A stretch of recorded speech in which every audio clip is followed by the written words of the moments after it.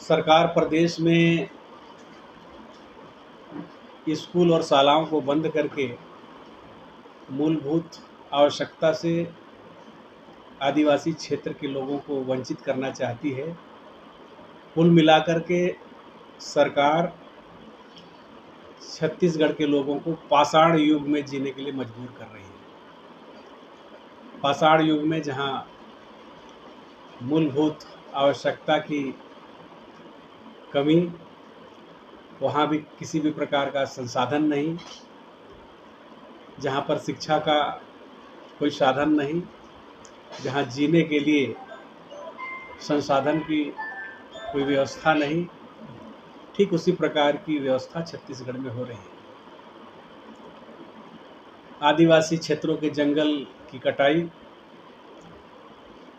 जहाँ आदिवासियों के आजीविका के साधन समाप्त हो रहे हैं, वहीं शिक्षा से दूर करने के लिए स्कूलों और शालाओं को बंद किए जा रहे हैं।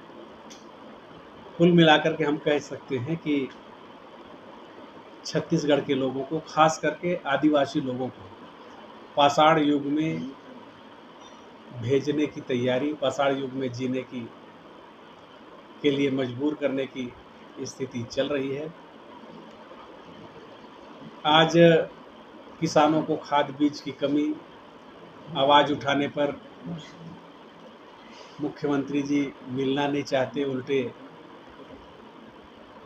अपने पुलिस से सबको गिरफ्तार करवा देते हैं। इस प्रकार की व्यवस्था से छत्तीसगढ़ में भारी हताशा उत्पन्न हुई है। और मैं तो इतना कहूँगा कि आदिवासी अब पाषाण युग में जीने के लिए मजबूर हो रहे हैं। इसके लिए पूरी जिम्मेदार सरकार होगी और ये सरकार की जवाबदारी है कि उनको मूलभूत आवश्यकता शिक्षा, स्वास्थ्य से उनको मुहैया उपलब्ध कराए, उनको इस सब प्रकार की जो समस्या है उससे निजात दिलाए। ये खड़गे जी का दौरा हुआ था पिछले दिनों, उसके बाद से भारतीय जनता पार्टी लगातार अब कहते नजर आ रही है, अपने फेसबुक पे ट्वीट कर रही है, फेसबुक पे पोस्ट कर रही है, ट्वीट कर रही है, बयान आ रहे हैं कि भूपेश बघेल और दीपक बैज इन दोनों के बीच में कुछ ठीक नहीं है, तालमेल नहीं है, कांग्रेसी कार्यकर्ताओं में आपस में तालमेल नहीं है, लगातार ऐसी बात कहते नजर आ रहे हैं। कभी दूसरे के घर में ताक झाँक नहीं करना चाहिए, अपने घर को देखना चाहिए। आज तक लोग 2.25 साल होने जा रहे हैं, मंत्रिमंडल का विस्तार नहीं। वो भारतीय जनता पार्टी जो कांग्रेस में गुटबाजी की बात कर रही है, वो अपने पार्टी में देखे कि राष्ट्रीय अध्यक्ष अभी तक ही नहीं बना। ये तमाम तरह की जो बात है, और कल एक और चौंकाने वाली बात देखने को मिली है कि छत्तीसगढ़ में आदिवासी जनप्रतिनिधियों का किस प्रकार से मजाक उड़ाया जा रहा है, उसका अवहेलना किया जा रहा है। महामहिम राज्यपाल कोरबा जिले के प्रवास में थे और प्रोटोकॉल का उल्लंघन करते हुए ठीक महामहिम राज्यपाल के बगल में कलेक्टर बैठे हैं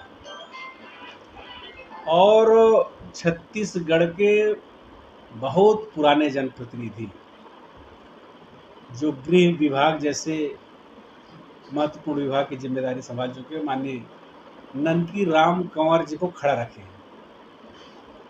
तो आदिवासी प्रदेश में आदिवासी जनप्रतिनिधियों का इस प्रकार से मजाक उड़ाना, उनका अवहेलना करना भारतीय जनता पार्टी के जो व्यवहार है उसमें आम हो गया है, बेशुमार हो गया है।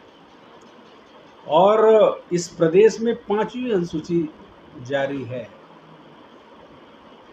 और संवैधानिक व्यवस्था के अनुसार महामहिम राज्यपाल आदिवासियों के संरक्षक होते हैं। और उनके सामने ही एक आदिवासी नेता माननीय ननकीराम कंवर जी का मजाक उड़ाया जा रहा है, खड़ा करके उसका बेइज्जती किया जा रहा है। इससे आदिवासी समाज शर्मसार है और बहुत दुखी भी है। इसमें जरूर भारतीय जनता पार्टी को अपना रुख स्पष्ट करना चाहिए कि आपके प्रदेश में, कहने को तो आदिवासी प्रदेश है, आदिवासी मुख्यमंत्री हैं, लेकिन लगातार आदिवासी क्षेत्रों का शोषण, वनों की कटाई, आदिवासी जनप्रतिनिधि मिलने जा रहे हैं तो आप पुलिस से रुकवाते हैं, आदिवासी जनप्रतिनिधि आप ही के पार्टी के मिलने जाते हैं तो उनको खड़े खड़बात करते हैं, आप बैठे रहते हैं, अधिकारी बैठे रहते हैं, प्रोटोकॉल का पालन नहीं हो रहा है। तो किस दिशा में ले जाना चाहते हैं छत्तीसगढ़ को, स्पष्ट करें। ये इसको पढ़े हो गया पार्टी को